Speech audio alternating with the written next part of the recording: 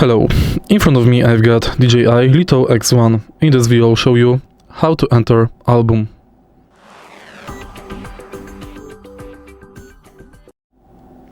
To enter and manage album, let's go to DJI Fly Up and select album.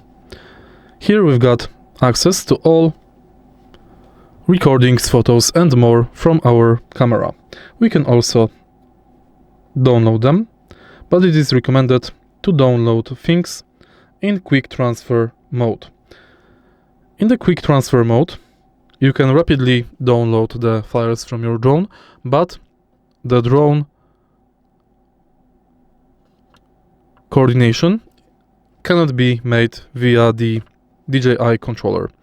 If you find this video helpful, please leave like, comment and subscribe.